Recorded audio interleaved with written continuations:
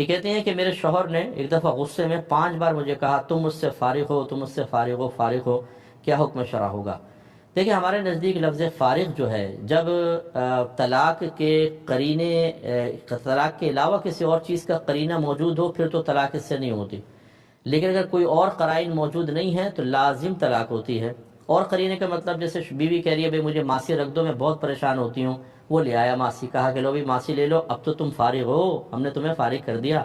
تو یہ تو ایک لازم بات ہے، ماسی کی بات ہو رہی ہے، یہاں طلاق کا مسئلہ نہیں ہوگا۔ لیکن اگر جیسے جھگڑے کے اندر ہو رہا ہے اور یہ شوہر نے کہا غصے میں فارغ ہو، یا کسی نے پوچھا یہ تمہارا بیوی کا کیا معاملہ ہوا، کہا میں نے تو اس کو فارغ کر دیا، فوراً طلاق پڑے گی، تو یہ 3 طلاقیں آپ کی ہو چکی ہیں۔ اللہ تعالیٰ بہرحال رحم فرمائے، اور آپ کے مطالبے کے اوپر اس نے غالباً نہیں، مطالبہ والا دوسرا ہے شاید لیکن آپ نے بہرحال کوئی کارنامہ آپ نے بھی کیا ہوگا۔ اب یہ اس میں حلالہ کے بغیر کچھ نہیں ہو سکتا، اگر 3 طلاقیں انہوں نے اس طرح 3 الفاظ کہہ دیے ہیں تو حلالہ ہوگا، یعنی پہلے آپ ان کی عدت گزاریں گی، پھر اپنی مرضی سے کسی شخص سے نکاح کریں، پھر آپ دونوں میں باقاعدہ جسمانی ریلیشن قائم ہو، اس کے بعد وہ شوہر فوت ہو جائے یا اپنی مرضی سے آپ کو طلاق دے، پھر اس کی عدت گزار کر پہلے شوہر کی طرف آ سکتی ہیں۔ اس پورے پروسیس پہ قرآن و حدیث سے دلائل ہیں، لیکن قلت وقت کی بنا پہ میں عرض نہیں کر رہا ہوں، اس کا خلاصہ اور نچوڑ آپ کو بتا رہا ہوں، اس کے بغیر آپ ان کے لیے حلال نہیں ہوں گی۔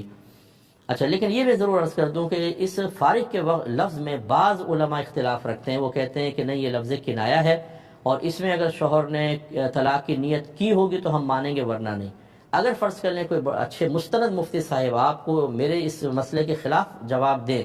آپ ان کے قول پر عمل کر سکتی ہیں۔ جہاں بھی علماء کا اختلاف ہوتا ہے، ہم اپنی رائے کو کسی پر مسلط نہیں کرنا چاہتے، وہاں پہ میں اکثر نشاندہی کر دیتا ہوں کہ ہمیں ان کی رائے کا بھی احترام ہے، لیکن ہمارے نزدیک یہ حکم ہی صحیح ہے،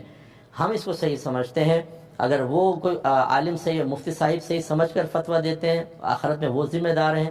ہم اس کو سمجھ کے دیتے ہیں، ہم اس کے ذمہ دار ہیں۔ لیکن عوام کے لیے آسانی ہوتی ہے کہ جب علماء کا اختلاف ہو جائے تو وہ مستند مفتیان کرام میں سے کسی ایک کو فالو کر سکتے ہیں، لیکن ہمیشہ نہیں،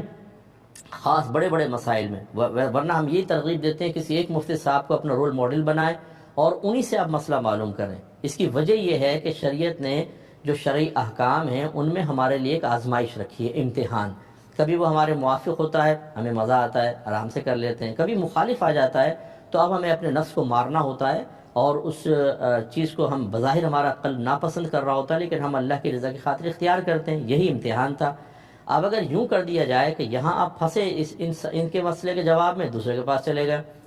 ادھر پھنسنے لگے، تیسرے کے پاس چلے گئے، اس طرح تو پھر وہ ابتلا اور امتحان کا جو ایک اس کی حکمت اللہ نے احکام میں رکھی تو وہ ختم ہو جائے گی۔ اس لیے کسی ایک کو فالو کریں، لیکن اس طرح کے بڑے مسائل میں کبھی ایسا ہوتا ہے، یہ تو ہمیشہ تو نہیں ہوتے، کبھی کبھار ہو جاتے ہیں۔ اس میں آپ یہ دیکھ لیں، اگر کوئی بڑے عالم، اچھے مستند مفتی صاحب ہونے چاہیے، عالم نہیں، داڑھی والا نہیں، مسجد کے امام صاحب نہیں، خطیب صاحب نہیں، دورہ حدیث سے فارغ شدہ لڑکا نہیں، اس کے لیے باقاعدہ بہترین مستند مفتی صاحب چاہیے، وہ اگر آپ کو رائے دے دیتے ہیں، آپ کے حق میں فیصلہ کرتے ہیں تو آپ اس کو قبول کر سکتی ہیں۔